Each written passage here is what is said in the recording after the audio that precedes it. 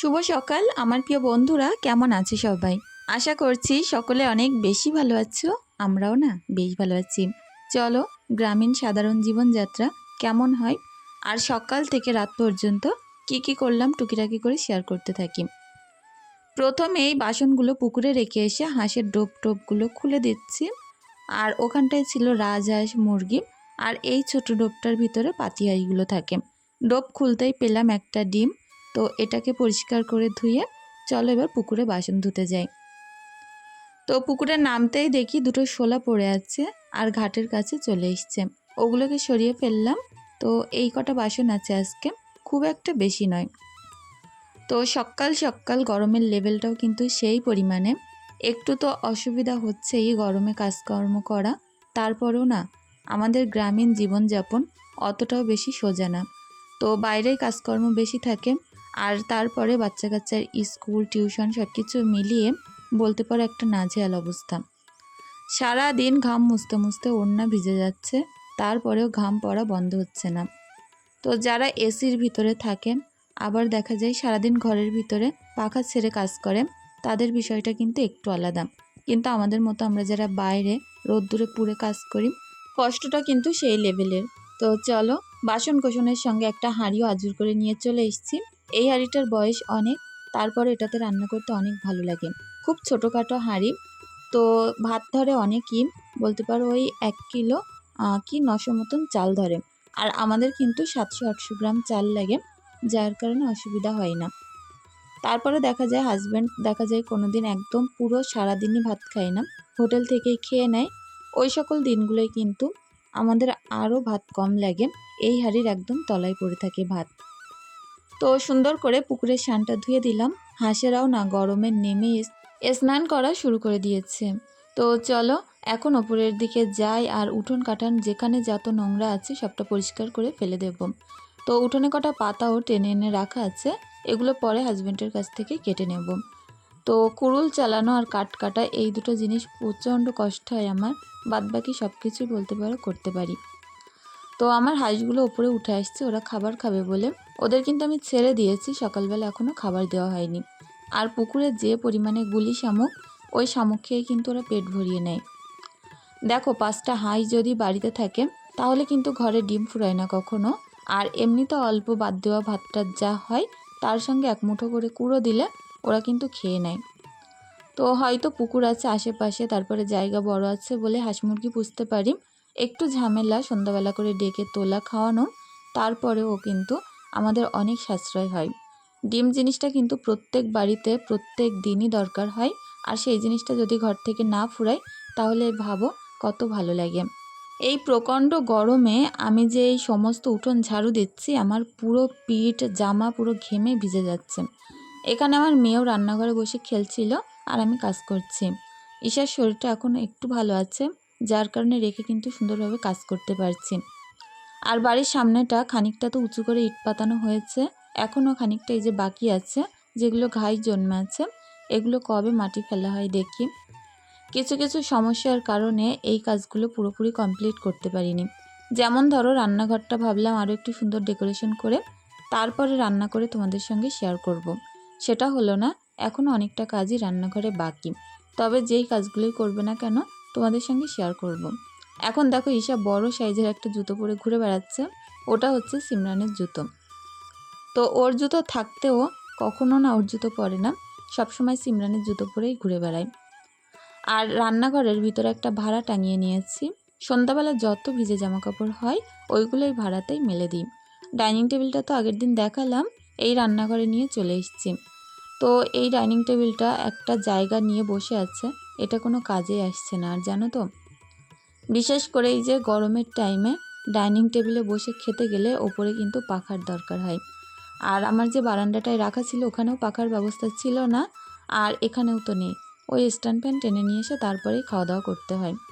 আমার মনে হয় মেঝেতে যতটা শান্তি পাওয়া যায় বসে খেতে, ডাইনিং টেবিলে কিন্তু গরমে অতটাও শান্তি লাগে না। তো চলো এখন উনান পাটটা পরিষ্কার করে নিই। আর এই উনান পাটটা আমার একটা শখের, একটা স্বপ্নের জায়গা। রোজ একটু একটু করে পরিষ্কার পরিচ্ছন্ন করে এটাতে রান্না করতে কী যে ভালো লাগে তোমাদের কি বলবো। অনেক বোনেরা জিজ্ঞাসা করছো যে এই রান্নাঘর থেকে আমার ঘরে ঢোকার রাস্তা কোথায়। আজকে আমি তোমাদের দেখাবো যে ঘর দিয়েই কিন্তু আমার এই রান্নাঘরে আসতে হয়, বাইরেটা ঘুরে আসতে হয় না। আর আমি কিন্তু প্ল্যান করে এটা করেছিলাম যাতে করে আমার পরবর্তীতে বর্ষাকালে টালে অসুবিধা না হয়। জানোই তো আমার উঠোনে কতটা করে পানি থাকে। তো পানি ঘুরে ঘুরে রান্নাঘরে আসতে গেলে একটা কষ্টের ব্যাপার, তারপরে ধৈর্য থাকবে না। ওই কারণে ঘর দিয়ে যাতায়াত করার ব্যবস্থা করেছি। তো চলো বাসনগুলো এখন এই যে ডাইনিং টেবিলটার উপরটায় উপর করে দিই। যে কোনো জিনিস কাজে না লাগলেও কিন্তু সেটা অবশ্যই ব্যবহার হয়। তো ডাইনিং টেবিলটা কিন্তু খাওয়া দাওয়া তো হচ্ছে না, কিন্তু এরকম বাসন টাসন রাখতে অনেক কাজে লাগবে। আর এগুলো শুকিয়ে গেলে তারপরে আমি আবার র্যাকে তুলে নেব। তো চলো উনুন পাড়টা তো পরিষ্কার করলাম। এখন এই উনুন পাড়ের এখানে যে তক্তপোষটা দেওয়া আছে এইটার উপরে কিছু জামা কাপড় আমি রেখেছি, এইগুলোকে সুন্দর করে ভাঁজ করে ঘরে নিয়ে যাব। আজকের ব্লগটা হয়তো একটু বড় হতে পারে, কারণ আমি চেষ্টা করব সারা দিন কী করি তোমাদের সঙ্গে একটু একটু হলেও শেয়ার করতে। তো প্রত্যেক দিন এত কাজ থাকে আমি তোমাদের বলে বোঝাতে পারবো না। আর এই কাজগুলো আধা আধি করে ঈশাকে স্কুলে দিয়ে এসে আমি কিন্তু এখন এই গরমে আবার বাড়িতে এসে রান্না করে ওকে আবার আনতে যাচ্ছি ওই 1:10-15। তো দেখো এই হচ্ছে আমার রান্নাঘরের রাস্তা, আর এটা দিয়ে কিন্তু আমি ঘরে যাই। এই দরজাটা বানানো হয়েছে মাঝখান দিয়ে। তো এই ভিতরের রান্নাঘরটা দিয়েই কিন্তু বাইরের রান্নাঘরে আসতে হয়। হাঁসগুলো গা ধুয়ে দেখো কত সুন্দর খেলা করছে ওপরে, আর বেশ ভালো লাগে জানো তো। গ্রামীণ এই সকল যে জিনিসপত্র, উঠোন কাঠান, বাইরে বেরালেই বাচ্চা কাচ্চা 5টা মানুষ যে আনন্দ হাসি খুশি করে, তাদের নিয়ে গল্প করে, এগুলোও কিন্তু অনেক ভালো লাগে। তো আমাদের অনেক আত্মীয়ের বাড়ি আছে কলকাতাতে, যারা ফ্ল্যাট নিয়ে থাকে। তো সেখানে যাওয়ার কথাও আছে, কাল যখন যাব তোমাদের সঙ্গে শেয়ার করব। তো যেহেতু নতুন ফ্ল্যাটে উঠেছে, নিমন্ত্রণ করেছে, তো ওই কারণেই যাব। তো এত একটা কি বলবো, ফ্ল্যাট মানেই বদ্ধ জীবন, একদম ঘর আর ঘর। অনেক সুন্দর করে সাজানো গোছানো থাকলেও আমাদের কিন্তু ওই অল্প জায়গার মধ্যেই আবদ্ধ থাকতে হয়। তো এই জিনিসগুলো যারা থাকে অভ্যাস হয়ে গেছে, কিন্তু আমরা যারা গ্রামে এরকম খোলামেলা পরিবেশে থাকি আমাদের কিন্তু একটু কষ্টকর বিষয়। তো যাই হোক, চলো এখন খাটটাকে পরিষ্কার করে নিই। এই ঘরটা গোছানো হয়ে গেলে পাশের ঘরে যাব। আর আজকে সকালে বাচ্চার স্কুলের টিফিন থেকে শুরু করে সকালের নাস্তা, দুপুরের রান্না, আর কি করলাম সারাদিন। ঈশাকে আজকে সাঁতার কাটানো শেখাবো জানো তো। তো ওর পাপা বলছিল যে বাজার থেকে আজকে আমাদের যেহেতু গাড়ির অনেকগুলো টিউব বাঁধা হয়েছে, টিউবগুলো না হাওয়া দিয়ে এনে ওকে সাঁতার কাটানো শেখাবে। যেহেতু ঈশার 4 বছর পূর্ণ হয়েই গেছে, 5 বছরের আগেই কিন্তু সিমরানকেও সাঁতার কাটানো শেখানো হয়েছিল। ওই কারণে এখন থেকে শেখানো হবে। বাড়ির চারিধারে পুকুর, তা বাদেও বাচ্চা কাচ্চার কিন্তু ছোটোবেলায় সাঁতার কাটানো শিখিয়ে রাখা উচিত। তো কখন কোন বিপদে কাজে লাগে, সেই কারণেই আর কি। তো চলো এই ঘরটা পরিষ্কার করে নিয়ে যাব পাশের ঘরে। আর ওই ঘরটাও না এলোমেলো হয়ে আছে, চারিদিকে জামা কাপড় জিনিসপত্র। সকালে কাজে নামলে আমি বুঝতেই পারি না কোনটা এড়ে কোনটা করব। প্রত্যেক দিন এত সুন্দরভাবে গোছানোর পরেও রাতে শোয়ার পরে সকালে উঠে যখন চোখ খুলি মনে হয় যেন এই ঘরবাড়ি যে কতদিন গোছায় না তার কোনো ঠিক ঠিকানা নেই। তো প্রত্যেক গৃহিণীদের এরকমই মনে হয় প্রত্যেক দিন। আর সন্ধ্যাবেলা যখন বাচ্চা কাচ্চা পড়ায় মনে হয় যেন এই টেবিলটার ওপরটা পুরো জ্বর চলে এসেছে, কোনো কিছুই আর জায়গায় নেই, সব কিছু এলোমেলো অবস্থা। রাতে কিন্তু আমি ঘুমানোর আগে সব কিছু একবার পরিষ্কার করে ঝাড়ু দিয়ে তারপরেই ঘুমাই। খাটটাটগুলো টান টান করে বিছনায় ঘুমাতে যে কি আরাম লাগে কি বলবো। তো চলো, রাতে বৃষ্টি হয়েছিল, একটু ঠান্ডা ঠান্ডা ছিল, যার কারণে আমার মেয়ে দুটো কাঁথা বের করেছিল, সেগুলোকে ভাঁজ করে নিচ্ছি। তো রাতে যেদিন বৃষ্টি হয় অনেক ঠান্ডা লাগে, পরের দিন সকালবেলা আবার যাতে অবস্থা। জ্যৈষ্ঠ মাস বলে কথা, এই মাসটা তো মানুষকে বুঝতেই হবে যে গরমের কি পরিমাণ। তো খাটটাকেও পরিষ্কার করলাম, জানলাটা এখন খুলে দেব। আর আমার এই কাঠের জানলাটা অনেক পুরনো হয়ে গেছে, অনেক খারাপ হয়ে গেছে, ওটাকেও বদলানোর প্ল্যান আছে। ঘরে অনেকগুলো কাজ বাকি। তো হাজব্যান্ড একটুখানি সুস্থ হয়ে উঠলে, অনেকগুলো চাপ আছে এখন ওর মাথার ওপরে, ওগুলো কমে গেলে ঘরের টুকিটাকি অনেক কাজ করাবো। যতদিন বেঁচে আছি ততদিন নিজের শখ স্বপ্ন এইগুলোকে নিয়ে ভাবতে না পারলে নিজের ভবিষ্যৎকালে কিন্তু এইগুলো নিয়ে ভাবতে হবে। তো কেউ তখন করে দেওয়ার লোক হবে না। তো আমার হাজব্যান্ড সবসময়ই বলে যে যতদিন আমি তোমার পাশে আছি, যত শখ শান্তি যা কিছু আছে সব কিছুই চেষ্টা করব আস্তে আস্তে পূরণ করার। তো এই যে বয়সটা, এই যে সময়টা, এই সময়টা চলে গেলে আর কিন্তু আমরা ফিরে পাবো না। যার কারণে ভালো খাওয়া দাওয়া, পড়া মাখা এইগুলোকেই আমি মনে করি আসল জীবন। সেভিংস তো অবশ্যই সবারই করা উচিত, কিন্তু এমনভাবে সেভিংস করতে যায় না যেটাতে জীবন থমকে যায়, জীবনের শখ শান্তিগুলো লুটিয়ে থাকে, আর শুধু পড়ে জীবনটাই আস্তে আস্তে করে কেটে কেটে বয়সটা চলে যায়, সময়টা শেষ হয়ে যায়। তো যাই হোক, কী বলতে চাইছি তোমরা আশা করছি বুঝতে পারছো। আর এদিকে হাজব্যান্ড দেখো টিউটায় হাওয়া দিয়ে এনেছে, তো ঈশাকে দেখাচ্ছিল আজকে এইটা দিয়ে ওকে সাঁতার কাটানো শেখাবে। তো মেয়ের জন্য অনেক কিছু খাবার এনেছে, চলো তোমাদের সঙ্গে শেয়ার করব, সেই সঙ্গে সকালের নাস্তা। সিমরান তো সেই ভোরবেলা স্কুলে চলে গেছে 5:30টার সময়, তো 6:45টার সময় ওর গাড়ি আসে, 5:30টায় কিন্তু ওকে আমার গুছিয়ে রাস্তায় নিয়ে যেতে হয়। তো ও আসবে বলতে পারো ওই 11টার দিকে, আর তার মধ্যে আমি কাজকর্ম করে গুছিয়ে ওর খাবার রেডি করে রেখে ঈশাকে নিয়ে স্কুলে চলে যাই। তো আজকে হাজব্যান্ড বাড়ি আছে, বলবো হাজব্যান্ডকে দিয়ে আসতে ঈশাকে, আর আজ আর আমি এই গরমে কষ্ট করে যাব না। এখানে দেখো সুন্দর করে ঈশার খাবার দিয়ে দিয়েছি, তো 1 পিস মিষ্টি দিয়েছি আর একটু পরেটা তার সঙ্গে সবজি। তো এটা আলুর তরকারি ছিল, অল্প একটু খাবে ঈশা, এমনিতেও খুব একটা বেশি পরেটা তরকারি এই সকল জিনিস খায় না, ও পছন্দ করে প্রচণ্ড মিষ্টি, জানো তো। এই মিষ্টিটা দেখা ধরে শুধুই বলছিল ঢেলে দাও, কখন মিষ্টির ঝোলগুলো খাবে। বোঝো তাহলেও কি পরিমাণে মিষ্টি পছন্দ করে, সবসময় চেষ্টা করি মিষ্টি কিছু না দিতে, কিন্তু কিছু আনলে না দিলেও কিন্তু সামনে হয় না। বাড়িতে এখন এমন হয়ে গেছে, ওর পাপা কিন্তু মিষ্টিই নিয়ে আসে না, কারণ মিষ্টি খাওয়া বাচ্চাদের কিন্তু খুব একটা ভালো না। আর এখান থেকে একটা পরেটা আমি ওর টিফিনে দিয়ে দেবো। আমি কিন্তু সকালবেলা চাউমিন বানিয়েছিলাম, তো সিমরানকে চাউমিন দিয়ে দিয়েছি টিফিনে, আর ঈশাকেও চাউমিন দেবো বলে আমি বেশি করেই বানিয়েছি। প্রত্যেক দিন অন্ধকার হতেই চোখ মুছতে মুছতে উঠতে হয়, আর টিফিন বানানো থেকে শুরু করে বাচ্চার স্কুলে পাঠানো, আর তার সঙ্গে সংসারের এই এত এত গাদা গাদা কাজ।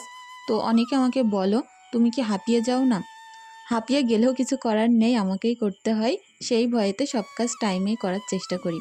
দেখো দুদিন পড়ে থাকলে কিন্তু এই সংসারে দেখার মতো কেউ নেই।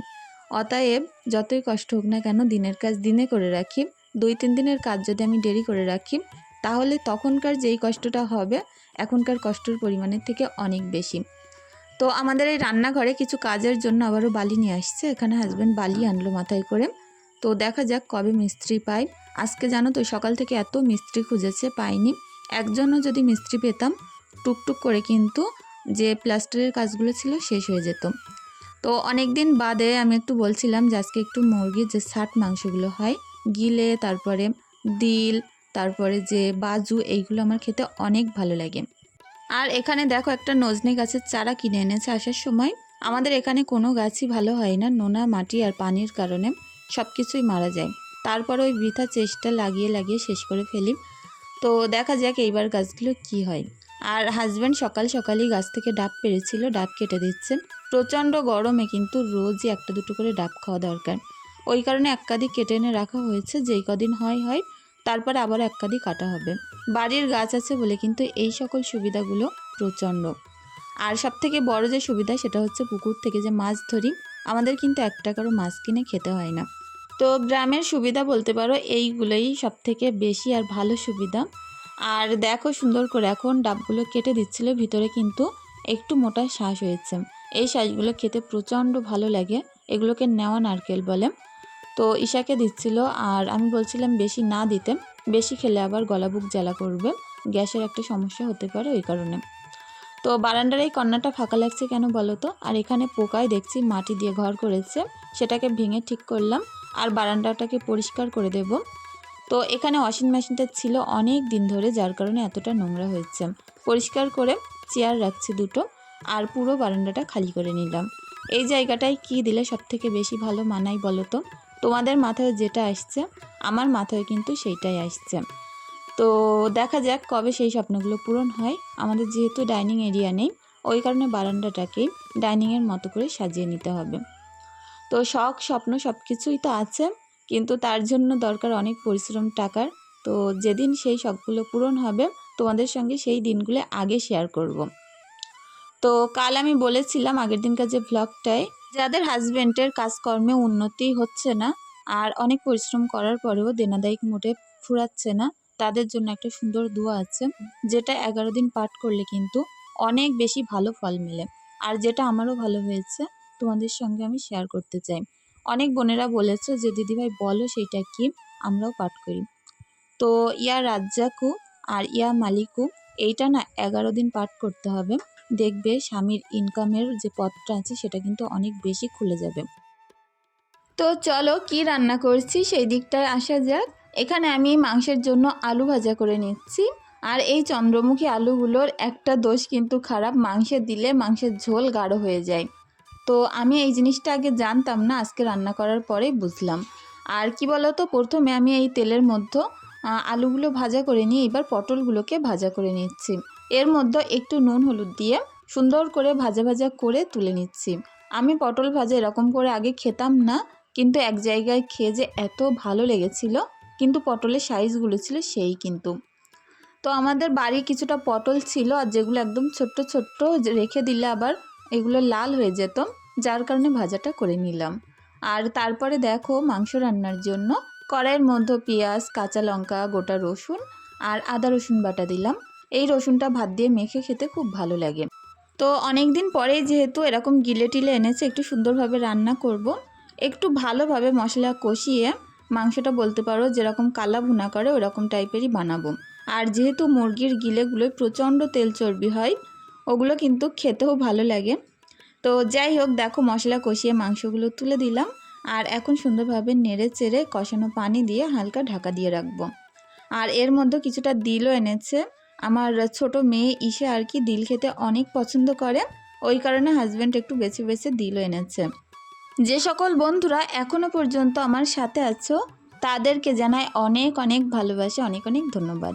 ভিডিওটি দেখে কোনো অংশে তোমাদের যদি একটু হলেও ভালো লাগে, প্লিজ একটা লাইক করে দিও আর একটা কমেন্ট করে দিও। তো চলো, এখন মাংসের মধ্যে কষানো পানি দিলাম।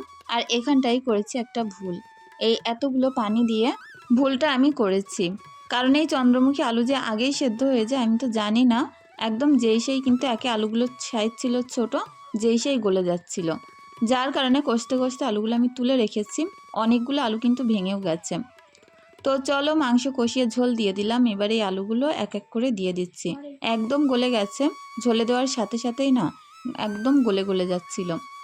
তো চলো এইবার একটুখানি ঝোলটা ফুটিয়ে এর মধ্যে দেবো একটু জিরে মরিচের গুঁড়ো, একটু নুন দিলাম আর একটু শাহি গরম মশলার গুঁড়ো। এগুলো দিয়েই কিন্তু আমি মাংসটা নামিয়ে নেব। আর তারপরে দেখো সমস্ত কাজকর্ম করে গেলাম পুকুর ধারে। হাজব্যান্ড এখন ঈশাকে নিয়ে গেছে সাঁতার কাটা শেখাতে। আমার মেয়ে কিন্তু বেশ সুন্দর একা একা সাঁতার কেটে বেড়াচ্ছে। তো যাই হোক, এইটার আমার অনেক ইচ্ছে ছিল, তো আশা করছি কটা দিনের মধ্যে সুন্দরভাবে শিখে যাবে। আর আমাদের এই পুকুরটা দেখে হয়তো তোমরা অনেকেই মনে করতে পারো প্রচুর পানি, কিন্তু বিশ্বাস করো হাঁটুর থেকে একটুখানি বেশি পানি আছে, এখানে বসে বসে স্নান করতে হয়। তো চলো আজকের ভিডিওটি এখানেই শেষ করছি।